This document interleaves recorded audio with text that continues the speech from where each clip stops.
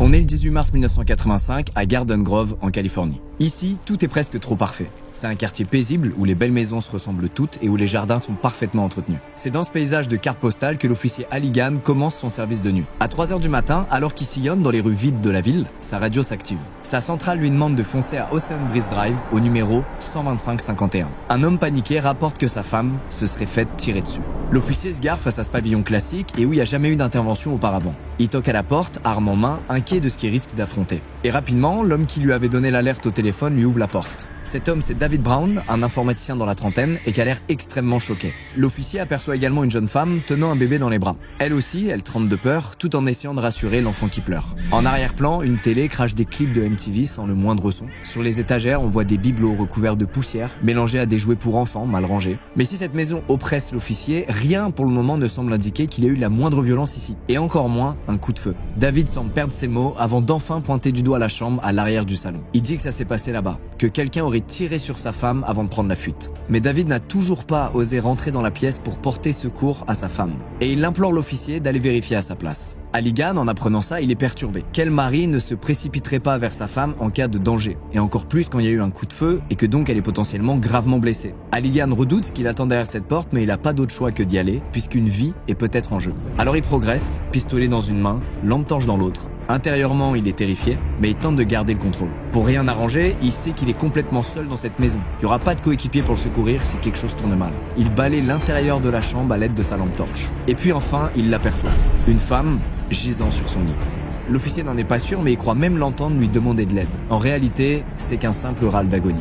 Parce qu'en prenant son pouls, l'agent n'entend pas le moindre battement. Et même si elle semble encore très légèrement respirer, son cœur, lui, est déjà en train de s'arrêter.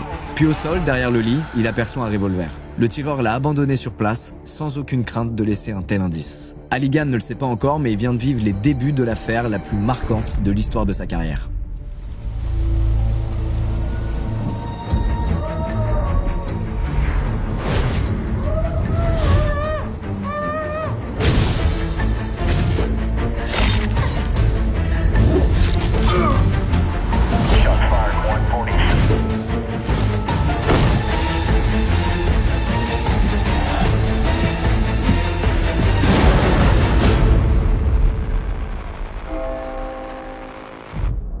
Avant de plonger dans l'histoire, laissez-moi vous parler du sponsor de cette vidéo, NordVPN. C'est l'hiver, vous allez vous mettre sous un plaid et regarder du contenu. Et ben sachez qu'avec NordVPN, vous pouvez accéder à tout le contenu géobloqué en France en changeant d'emplacement virtuel. En ce moment par exemple, vous avez le film Les 4 Fantastiques sur Disney+ avec une adresse IP hors France. Aussi, si vous recevez un nouveau tel ou ordinateur à Noël, vous pouvez directement le protéger avec NordVPN grâce à la protection anti-menace qui bloque les sites web malveillants, les trackers et les publicités intrusives, et aussi grâce au chiffrement des données qui renforce votre confidentialité sur Internet. La bonne nouvelle, c'est qu'avec un seul abonnement NordVPN, vous pouvez protéger jusqu'à 10 appareils en simultané, téléphone, tablette, ordi, Apple TV, Android TV, et vous avez 4 mois d'abonnement supplémentaire offert sur les abonnements de 2 ans exclusivement via mon lien en description. C'est satisfait ou remboursé sur les 30 premiers jours et vous avez une assistance client dispo 24 heures sur 24 et 7 jours sur 7. Alors allez-y, sentez-vous libre d'essayer. Vous pouvez télécharger l'application via mon lien en description, via le QR code qui s'affiche en ce moment même à l'écran, et désormais on peut plonger dans ce nouveau thread d'horreur. Quelques minutes plus tard, la maison est entièrement investie par des policiers venus en renfort et par des médecins urgentistes. La victime est identifiée comme Linda Brown, la femme de David. Elle est immédiatement transportée à l'hôpital le plus proche dans l'espoir qu'elle puisse encore être sauvée. De leur côté, les policiers recueillent les premières dépositions. Ils se tournent d'abord vers David, le père de famille, qui n'hésite pas à désigner un coupable. Selon lui, c'est Cinnamon Brown, sa propre fille de 14 ans, qui aurait tiré sur sa femme après une violente dispute. Il explique que Cinnamon n'aurait jamais accepté Linda, donc sa belle-mère, dans leur famille. Parfois, entre elles, la situation était tellement tendue que David a fini par acheter une caravane dans laquelle logeait partiellement Cinnamon, tant il en avait marre de les voir se disputer. Mais selon lui, jamais il aurait cru qu'elle finirait par faire une chose pareille. Sous son toit vit également Patty Bailey, une autre adolescente de 17 ans. C'est la sœur de la victime que David aurait accepté de recueillir à cause d'une situation familiale extrêmement difficile. Elle dormait quand les coups de feu ont retenti vers 2h du matin, mais elle s'est barricadée de peur d'être attaquée à son tour. Elle a ensuite attendu le retour de David, qui était parti faire quelques courses en ville en pleine nuit, apparemment excédé par une énième dispute qui opposait Cinnamon et Linda. C'est donc en rentrant vers 3h du matin qu'il a découvert le cauchemar dans lequel sa famille venait de plonger. Les policiers tiennent donc une coupable clairement identifiée, Cinnamon. Le problème, c'est que personne ne sait où elle est. L'alerte est donc donnée sur les ondes et toutes les patrouilles de la ville se mettent à sa recherche. Ce soir-là, c'est des centaines d'officiers qui reçoivent une description physique et une photo de Cinnamon Brown. Au même moment, la terrible nouvelle tombe. À seulement 23 ans, Linda Brown, la femme de David, est décédée à l'hôpital. Elle laisse derrière elle une petite fille de 7 mois et une famille endeuillée. Au petit matin, vers 7h, les voisins et les proches de la famille se réveillent en découvrant l'horreur qui vient de frapper leur quartier. Cinnamon, elle, est toujours introuvable. Mais un officier fouille le jardin et il finit par entendre quelque chose d'étrange à l'arrière de la maison. Une sorte de respiration lourde qui semble provenir d'une niche pour chien. En éclairant l'intérieur du petit abri rouge avec sa lampe torche, il aperçoit un corps. Celui d'une adolescente, recouvert dans un horrible mélange d'urine et de vomi. Et soudainement, elle se met à bouger. Elle relève la tête, puis rampe vers l'officier, sans dire le moindre mot. Le policier est surpris et terrifié, alors il recule de quelques pas avant d'apercevoir son visage. Ce visage, c'est celui d'une ado qui a l'air épuisée, mais qui rayonne d'innocence. Ses yeux le regardent comme s'il était son sauveur, comme s'il venait enfin la sortir de l'enfer. Et en s'approchant de plus près, pas de doute, cet ado, c'est Cinnamon Brown.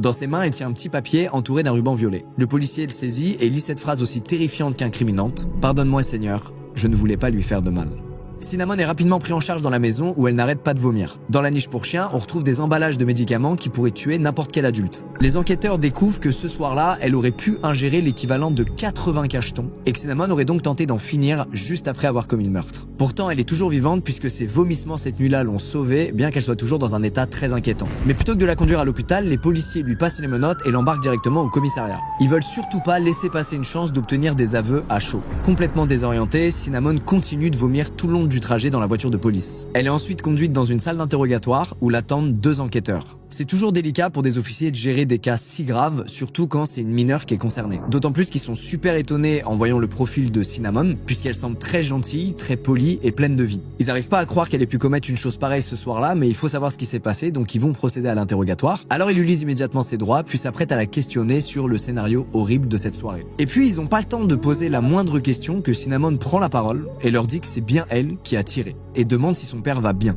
Ça prend de court les policiers qui s'étonnent de la voir se préoccuper à ce point de son père, elle qui vient pourtant d'abattre sa femme. Avec ses aveux, la découverte à l'aide de suicide et les témoignages concordants de David et Patty, l'affaire est rapidement traitée. Finalement, c'est l'histoire d'un meurtre classique, presque banal. Cinnamon est donc incarcérée et conduite devant un psychiatre qui s'étonne lui aussi de son comportement. Encore une fois, elle parle très peu du meurtre et se contente simplement de demander si son père va bien et s'il l'aimera encore. Mais David, sa fille Cinnamon, il l'a pas oublié, bien au contraire. Il met en place toute une stratégie pour essayer d'atténuer la condamnation qui attend sa fille. Il prévient sa famille et ses proches de tous tenir le même discours qui est le suivant. Il faut faire passer Cinnamon pour quelqu'un de perturbé et mal dans sa peau. Et il faut bien insister sur le fait qu'elle se disputait très régulièrement avec Linda. En fait, David tente de tout faire pour qu'elle puisse plaider la folie ou le coup de sang. Sauf que les enquêteurs, qui interrogent évidemment la famille et des proches, mais aussi des gens plus éloignés du cercle d'amis de la famille, ils s'étonnent de voir que certaines personnes qui font partie de ce cercle éloigné tiennent des propos opposés à cette version de l'histoire. Ces professeurs, par exemple, la décrivent comme l'ado la plus normale du monde. Elle était selon eux souriante, sympathique, studieuse, elle a jamais mentionné la moindre tension à la maison avec sa belle-mère, mais peut-être que ses profs n'ont vu qu'une façade de Cinnamon. En tout cas, devant le juge pour mineurs, Cinnamon, comme prévu, plaide la folie, sauf que rien n'y fait. Ses aveux et sa lettre laissent penser que le meurtre était prémédité. Et alors que Cinnamon était persuadée que sa défense tiendrait, elle réalise que tout s'écroule autour d'elle. Elle cherche désespérément du regard son père dans la salle d'audience, sauf que David est absent, prétextant des soucis de santé. Cinnamon est donc seule face à ses démons quand elle reçoit sa lourde condamnation, 27 ans de réclusion pour le meurtre de sa belle-mère, Linda. Alors son jeune âge lui épargne une condamnation à vie, mais tous ses projets d'avenir et d'avoir une vie normale disparaissent dans cette salle d'audience. Alors des milliers de pensées se mettent à se mélanger dans sa tête. La vision du meurtre et du sang qui jaillit de l'abdomen de sa belle-mère, Patty qui hurle, sa vision qui se trouble dans la niche du chien, et cette impression que son père lui avait promis qu'elle risquerait rien et qu'elle ressortirait libre. Toute cette affaire aurait pu s'arrêter ici, sur un meurtre violent causé par un schéma bien trop classique de dispute familiale, mais dans cette salle d'audience ce jour-là, il y a un homme qui doute. Cet homme, c'est Jay Newell, un enquêteur qui a eu accès au dossier et qui est profondément convaincu que quelque chose cloche. Il n'arrive pas à croire qu'une meurtrière chercherait à ce point-là le regard et l'approbation de son père. Il est persuadé qu'il manque une pièce du puzzle. Alors après le jugement, il replonge dans le dossier. Déjà en réécoutant certains interrogatoires, notamment ceux de David, il s'étonne de voir qu'il a une sorte d'air très hautain que les enquêteurs n'ont pas relevé sur le moment. Il n'a pas l'impression d'écouter un père en détresse, mais plutôt un grand manipulateur. C'est comme si David était fier de donner un alibi solide, pas pour se disculper et faire avancer l'enquête, mais plus pour prouver aux policiers qu'il est plus intelligent qu'eux. Jay retrouve également un autre témoignage qui a rapidement été classé sans intérêt par ses collègues. C'est celui d'une ex-femme de David qui déclare l'avoir trouvé extrêmement calme malgré cette tragédie. Selon elle, c'est honorable qu'il tienne le choc, mais elle s'étonne, elle qui l'a connu très sanguin et émotif, de sa réaction face à ce drame. Tout l'inverse donc de ce qui semble montrer aux enquêteurs actuellement. Mais tout ça à l'époque n'a fait tiquer personne. Malheureusement pour le moment, Jay peut évidemment rien faire puisqu'il n'a pas le pouvoir à lui seul de relancer l'enquête. Ses collègues se sont déjà penchés sur le sujet et le jugement a déjà été rendu. Pourtant au fond de lui, il sent bien qu'il y a une vérité différente à aller trouver au bout de ce chemin. Alors il décide de s'y mettre seul pour en avoir le cœur net. De sa propre initiative, il passe désormais tout son temps libre sur le dossier, en plus des autres enquêtes qu'il mène au quotidien. Et il va faire ça sans relâche pendant plus de 3 ans. David veut tout savoir de cette famille pour faire éclater la vérité. Il se met alors à éplucher tous les dossiers et tous les registres concernant David Brown. Parfois même, il va jusqu'à le prendre en filature. Il veut savoir quelle vie mène cet homme qui semble si peu affecté par le meurtre de sa jeune femme.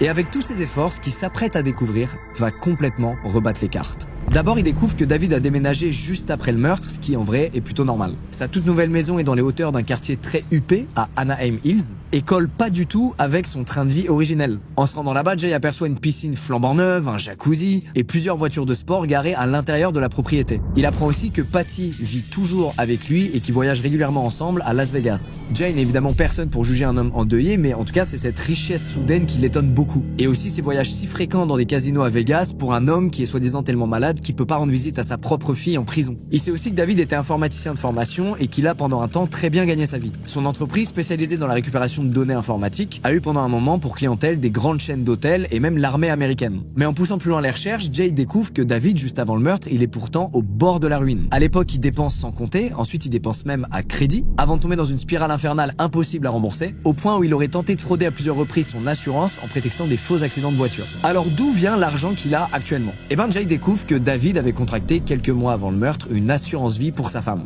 Un choix particulièrement étonnant puisque je vous rappelle que Linda, au moment où elle décède, elle a que 23 ans. Suite à la mort de sa femme, David aurait touché en tout plus d'1 million de dollars. Et d'après certains assureurs, le corps de Linda n'était même pas encore enterré que David leur avait déjà réclamé son dû.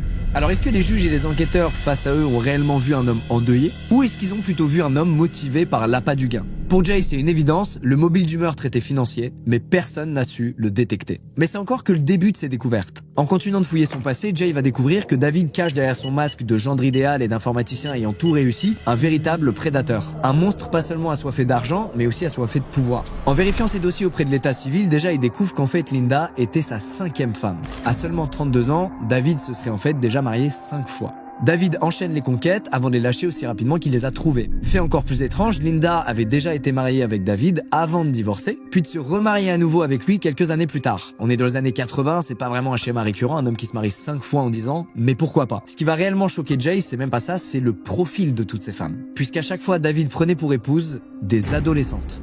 Des adolescentes au passé extrêmement difficile qui récupéraient sous son aile avec l'accord des parents. David semblait les cibler volontairement pour les façonner et les contrôler selon ses envies. Jay contacte alors certaines de ses ex-femmes qui confirment tout le caractère extrêmement manipulateur de David. On lui raconte notamment comment il a fini par rencontrer Linda et Patty et autant vous prévenir, c'est affreux. Alors qu'il divorce avec sa première femme, qui a mis au monde Cinnamon, David se met à sympathiser avec l'une de ses voisines, une certaine Ethel Bailey qui est connue pour avoir de gros problèmes d'argent. Et d'ailleurs, c'est peu dire tant la situation de cette femme est précaire. Elle vit uniquement des aides de l'État tout en élevant seule 11 enfants.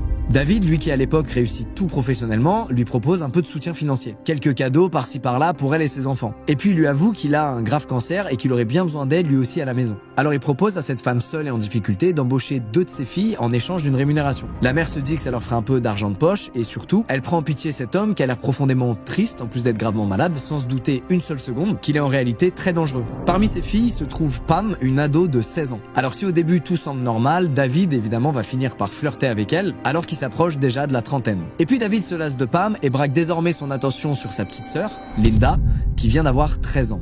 Là encore, il la fréquente quelques années contre l'avis de sa mère qui finira encore une fois par céder. Et aux 17 ans de Linda, David la demande en mariage. Sa mère, qui dépend presque entièrement de David pour subvenir à ses besoins, n'a pas d'autre choix que d'accepter. L'emprise est totale. La mère sombre dans l'alcoolisme et n'arrive plus à gérer ses enfants et en grand sauveur qu'il est, David accepte alors d'accueillir Patty, une autre petite sœur de Linda.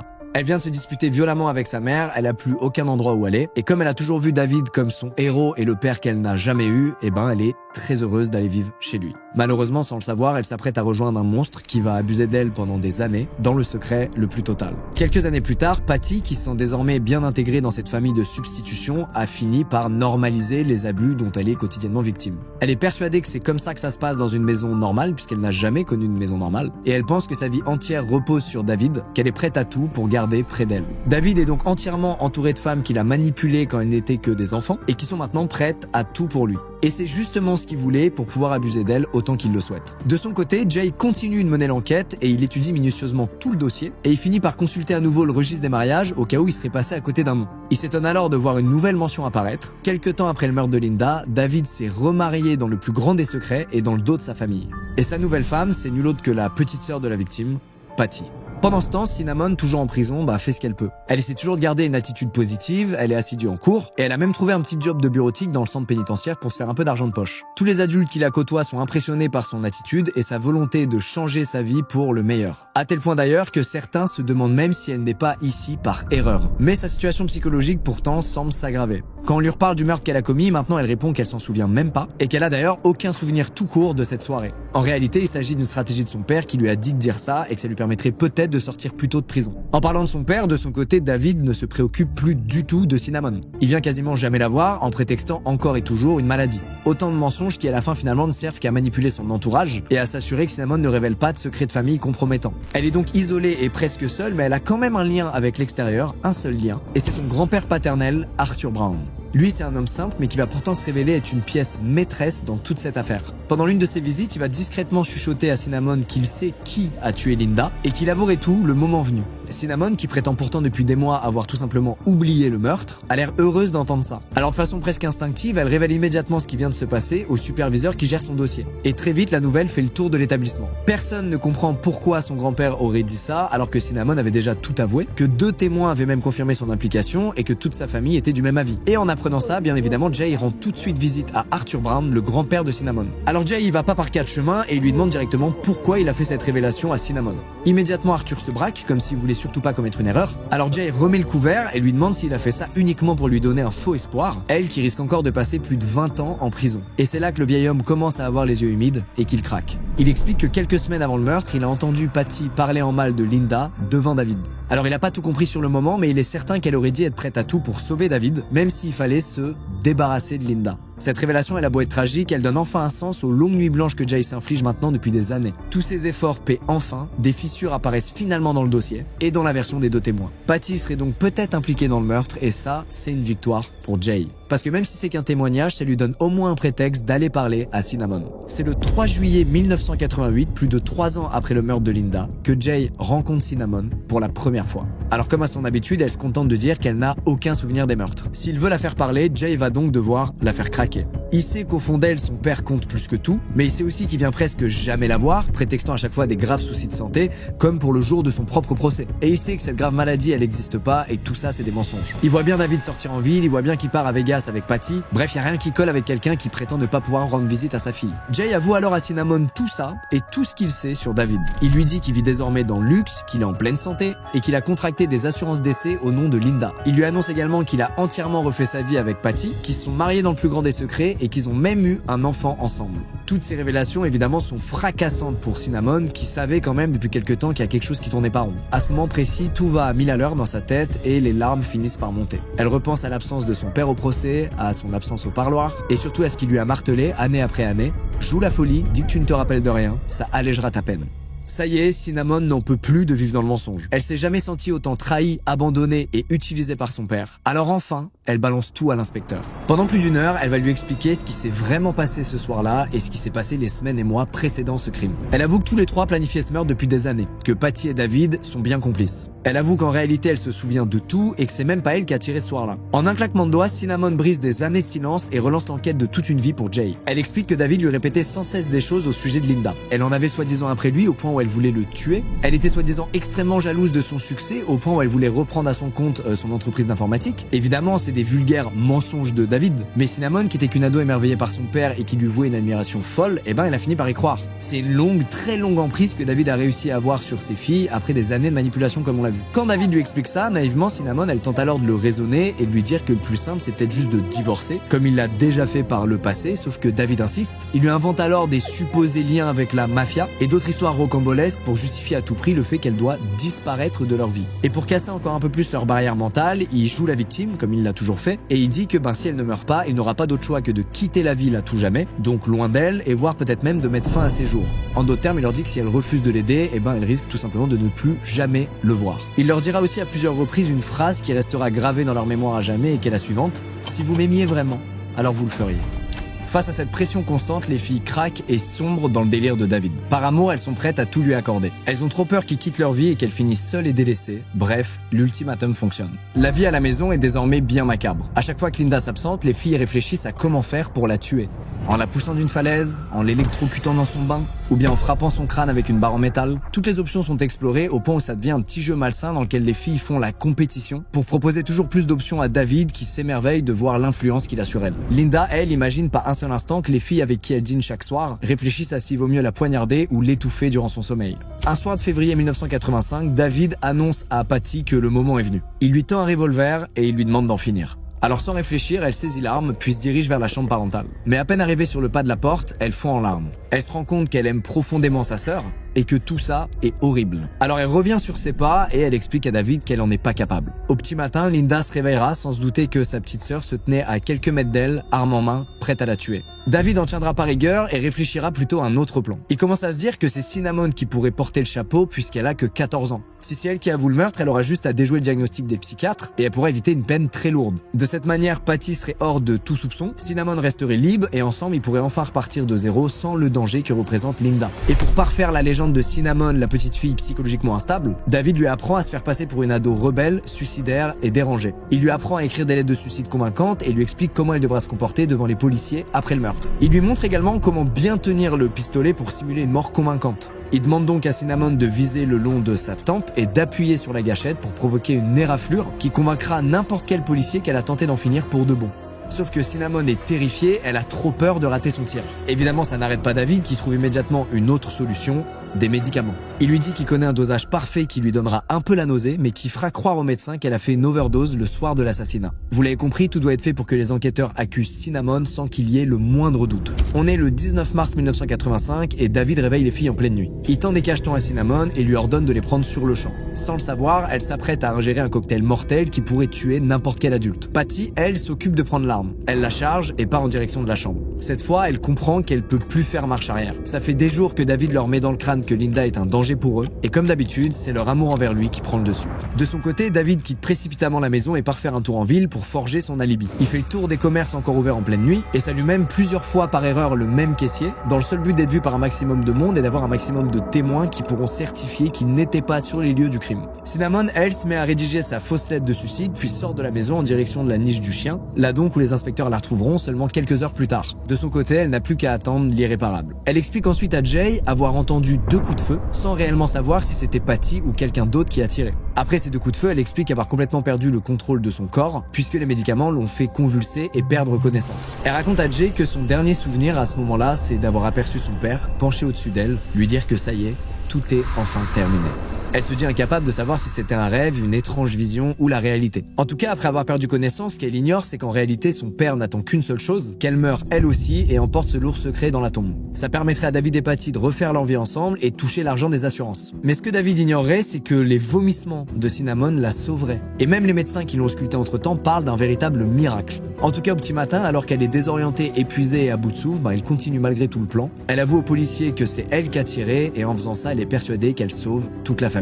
Face à toutes ces révélations, Jay évidemment est stupéfait. Il est stupéfait mais il sait que la parole seule de Cinnamon ne suffira pas. Il lui faut des preuves tangibles. Alors il lui propose un deal. Il lui propose de porter secrètement un enregistreur sonore et de confronter David au parloir. Cinnamon réfléchit un peu et finit par accepter mais il reste un problème. David ne vient jamais au parloir. Sa fille a beau avoir échappé à la mort, il l'a presque complètement écartée de sa vie. Cinnamon ruse et lui fait parvenir un message dans lequel elle semble énervée et prête à tout révéler. Dans ce message, en gros, elle lui dit qu'ils doivent se parler urgemment. Et ça, pour David, qui avait l'habitude d'une Cinnamon qui fait pas la moindre vague depuis le début du plan, ça allume une petite alarme dans sa tête. Alors il fonce en direction de la prison et il voit sa fille pour la première fois depuis très longtemps. Il lui explique à nouveau qu'il est gravement malade et que ça lui demande énormément d'efforts de venir jusqu'ici. Mais il a beau regarder Cinnamon droit dans les yeux, il y a quelque chose qui a changé. Elle sait qu'il ment comme il respire. Et s'il est dans cette pièce avec elle, c'est pas par amour, c'est par peur de ne plus maîtriser la situation. Cinnamon lui balance tout au visage. Elle lui dit qu'elle peut plus vivre en prison et elle l'accuse de lui avoir menti. Elle ajoute qu'elle sait tout sur Patty, sur le mariage, sur le bébé et qu'elle a bien compris qu'il l'a manipulée et qu'elle en paie de sa vie enfermée derrière les barreaux. David, lui, nie tout en bloc. Il dit que le bébé n'est pas le sien et que Cinnamon est en train de se faire un film. Puis il reprend les manipulations, comme il l'a toujours fait. Il prétend qu'il pourrait convaincre Patty de se dénoncer à la police et qu'elle pourra faire croire que c'est elle qui a tiré. Bref, il propose à Cinnamon de sacrifier Patty, mais elle refuse toutes ses propositions. Elle veut plus subir ses horribles manipulations, alors elle se contente de lui dire qu'elle y réfléchira, en le laissant croire qu'il a peut-être réussi son coup. Mais ce qui sait pas, c'est qu'une dizaine d'enquêteurs viennent d'entendre tout ce qu'il vient de dire de l'autre côté de cette pièce. Avec ces enregistrements, Jay a désormais une mine d'or entre les mains. Il a la preuve que David n'est pas tout blanc dans cette affaire et qu'il savait très bien qu'un meurtre se préparait. Il a la confirmation aussi qu'il n'était pas fou de mener l'enquête pendant si longtemps. Son instinct avait raison et il s'apprête maintenant à sauver Cinnamon des griffes de son père. Le 22 septembre 1988, David et Patty sont arrêtés à leur domicile, accusés du meurtre de Linda Brown. David pris de court avoue sur le champ ce qui s'est passé. Ou du moins, il tente de transformer la vérité à son avantage. Il avoue que les filles avaient discuté de l'assassinat devant lui, mais il affirme que tout a été fait de leur propre initiative. Il dit avoir cru que c'était juste des paroles d'ados rebelles et que tout ce qu'elle disait c'était des blagues un peu déplacées. Une défense assez lunaire qui n'arrive bien évidemment pas à convaincre les policiers. Et même si David raconte n'importe quoi, l'enquête progresse. Un juge fixe la date d'un nouveau procès pour la fin d'année et en prévision de ce moment clé, Jay recontacte Cinnamon. Cette fois non pas dans son rôle de policier mais plutôt presque comme celui d'un père qui lui implore de dire ce jour-là toute la vérité. Elle qui a donné tant de versions contradictoires par le passé doit à tout prix éviter d'être à nouveau attaquée sur ça. À la moindre incohérence, elle risquerait de retourner directement en prison et de voir David ressortir de là libre. Ironiquement, c'est le jour d'Halloween que Cinnamon craque complètement et demande à voir Jay. Elle veut le voir parce qu'elle a une dernière révélation à lui faire. Et cette révélation, c'est qu'en réalité, c'est bien elle qui a tiré sur sa belle-mère le soir du meurtre. Jay est étonné et il comprend pas pourquoi elle se mettrait à mentir soudainement sur ce point précis. Pourquoi elle se serait accusée au départ avant de faire croire à une amnésie pour ensuite revenir sur tout ça. Pourquoi se donner tant de mal?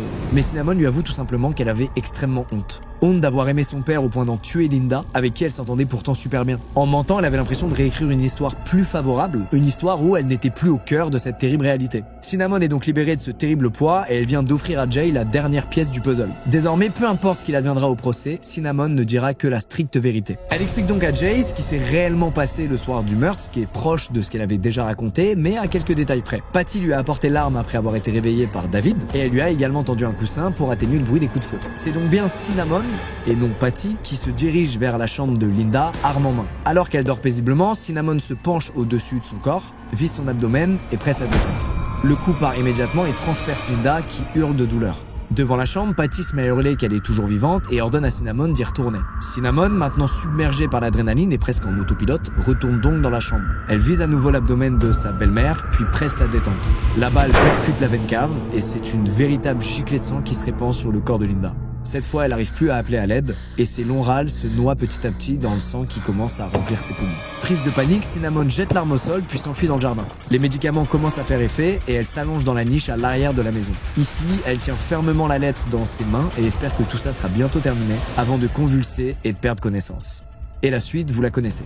Jay note tout minutieusement, persuadé que cette nouvelle version jouera en faveur de Cinnamon. Alors même si elle n'est pas toute blanche dans cette affaire, il est persuadé que les juges comprendront la terrible manipulation dont David a fait preuve. Cinnamon n'était qu'une ado perdue, persuadée qu'elle faisait par amour ce qui était juste. Mais c'est bien David qui est à l'origine de tout ce mal. En tout cas, en attendant son jugement, lui, il est maintenant derrière les barreaux. Ici, sa manipulation et sa perversité ne pourront plus jamais atteindre ses proches. Du moins, c'est ce qu'on pourrait croire. Parce que dans le plus grand des secrets, David va aller encore plus loin dans l'horreur. Derrière les barreaux, il sympathise avec un autre prisonnier, un certain Steinhardt, qui s'apprête à finir sa peine. Cet homme, ça fait un moment qu'il est là, il est sans économie, il considère qu'il est aussi sans avenir, et donc il angoisse à l'idée de retourner dehors. Alors David le console, puis lui dit qu'il pourrait lui donner un coup de pouce contre 50 000 $ en cash, qu'il lui fera parvenir discrètement en échange d'un petit service. Assassiner 3 personnes. Le procureur en charge de son dossier, l'enquêteur Jay, et Patty, sa nouvelle femme. Il espère que leur mort ralentira au maximum la procédure, ou lui permettra même d'échapper à une condamnation. Parce qu'il est persuadé que si Patty révèle tout ce qu'elle sait, en plus de Cinnamon, alors il risquera sûrement carrément la peine de mort. À Steinhardt de trouver une manière de la faire assassiner en prison, puisqu'elle attend elle aussi derrière les barreaux, peut-être en soudoyant une codétenue qui serait prête à la poignarder. Mais Steinhardt, en entendant tout ça, il est terrifié. Il veut pas du tout se mêler d'une affaire aussi sordide, et donc il révèle tout à un surveillant. Les enquêteurs lui proposent donc de rentrer dans le jeu de David pour le piéger, chose qu'il accepte immédiatement dès sa sortie de prison. Pendant plusieurs semaines, David reste en communication avec lui par téléphone, et tout est évidemment enregistré. Steinhardt lui demande s'il veut seulement blesser Jay et le procureur, ou s'il veut vraiment les tuer. David lui répond froidement qu'il les veut morts. D'ailleurs, pour prouver qu'il est sérieux, il lui fait même envoyer 10 000 $ d'avance. À l'extérieur de la prison, c'est le frère de David qui se charge de convoyer l'argent, persuadé de rendre un service à un ami de son frère, sans se douter un instant qu'il est en fait en train de payer un faux assassin. Une preuve de plus qui montre que David est prêt à sacrifier toute sa famille pour ses propres intérêts personnels. Ce complot va sceller le destin judiciaire de David. Le procès s'ouvre donc en 1990 et débute par la déposition de Patty. Tout comme Cinnamon, elle avoue tout. L'audience, en entendant son histoire, est évidemment très émue. Les années d'abus et de manipulation psychologique auront eu raison d'elle. Pourtant, le procureur va lui demander si elle aime encore son père. Et les larmes aux yeux, elle murmurera que oui. Une réponse extrêmement simple et pourtant tragique, qui révèle à quel point l'emprise dont elle est victime est complexe et sans limite. La justice peut évidemment pas entièrement innocenter Patty, qui est donc complice d'homicide volontaire. Elle écopera donc d'une peine de 4 ans de prison et elle ressortira à ses 25 ans. Après Patty, c'est au tour de Cinnamon de s'exprimer. Tout comme Patty, elle explique que si elle en est arrivée à faire tout ça, c'est uniquement par amour de David. Elle était terrifiée de le perdre à tout jamais, persuadée que Linda lui voulait réellement du mal, et elle préférait se sacrifier en prison plutôt que de voir son père mettre à exécution son chantage au suicide. Elle aussi, c'est sa dévotion envers son père qui l'aura perdu. Malgré tout ce qu'il lui a fait subir, Cinnamon avoue avoir quand même de la peine pour lui. Elle est en désaccord total avec la personne qu'il est devenu, mais elle déclare qu'elle continuera de l'aimer. Au vu des nouveaux éléments apportés à l'affaire, le juge accepte de complètement revoir sa peine et les jurés acceptent de la libérer à ses 21 ans, soit 2 ans plus tard. C'est un incroyable soulagement pour Cinnamon qui s'était préparée à passer une grande partie de sa vie derrière les barreaux. Alors si certains jurés estiment qu'elle aurait dû purger une peine plus longue pour avoir malgré tout tué de sang-froid Linda, les autres estiment qu'elle a déjà payé sa dette envers la société. Elle était finalement qu'un simple instrument pour David qui était le réel cerveau derrière ce meurtre. En parlant du loup, vient donc le tour de David, l'accusé principal de cette affaire. Devant le jury, c'est toute sa vie construite sur la tromperie et le contrôle qui est déballé. Désormais, il est face à ses propres monstruosités, lui qui a fait tuer sa femme et sacrifier sa fille juste pour s'enrichir. Pourtant, il nie tout en bloc. Il maintient qu'il était éperdument amoureux de Linda et que c'est les filles qui ne pouvaient pas la supporter. Il les accuse de menteuses, de manipulatrices et d'être prête à tout pour tuer à nouveau. David, qui nage en plein délire, se met ensuite carrément à accuser les juges. Ils auraient selon lui utilisé des méthodes mafieuses pour l'enregistrer à son insu, et toute l'affaire serait pour lui qu'une vaste mascarade. Bref, ce jour-là, vous l'avez compris, David n'arrive à convaincre personne. Le 15 juin 1990, il est condamné à la perpétuité pour le meurtre de Linda, ainsi que pour la tentative de triple assassinat qu'il a commandité depuis sa cellule. Et avant de le laisser partir en direction de la prison, où il finira ses jours, le procureur lui adresse une dernière fois la parole. Il lui dit qu'à côté de lui, Charles Manson passerait pour un amateur. Cinnamon et Patty finiront comme prévu par sortir de prison seulement quelques années plus tard et referont toutes les deux leur vie loin des médias. Alors leur histoire tristement extraordinaire finira quand même par les dépasser et sera reprise dans une mini-série et aussi dans un livre devenu un best-seller, If You Really Loved Me, d'Ann Rule, qui est l'une des sources les plus complètes sur toute cette affaire et qui utilise comme titre la phrase que David répétait sans cesse à Cinnamon pour la convaincre de passer à l'acte. David, lui, mourra seul derrière les barreaux en 2014 sans n'avoir plus jamais pu faire de mal à qui que ce soit. Ce qu'il faut retenir, c'est les efforts exceptionnels de Jay pendant toutes ces années dans l'ombre et sur son temps libre qui auront permis d'enfin faire éclater la vérité sur cette affaire. En se basant uniquement sur son instinct et alors qu'un jugement avait déjà été rendu, c'est lui qui a réussi à rebattre les cartes et à rendre justice. Sans lui, David aurait continué sa vie hors de tout soupçon et aurait continué à abuser de plein d'autres victimes sur son passage. Et c'est sans compter sur Cinnamon qui aurait passé injustement 20 ans de plus derrière les barreaux, par amour d'un père qui était pourtant prêt à la tuer. C'est la fin de cette terrible histoire, bravo Jay, justice a été rendue et on se retrouve très vite pour d'autres threads d'horreur.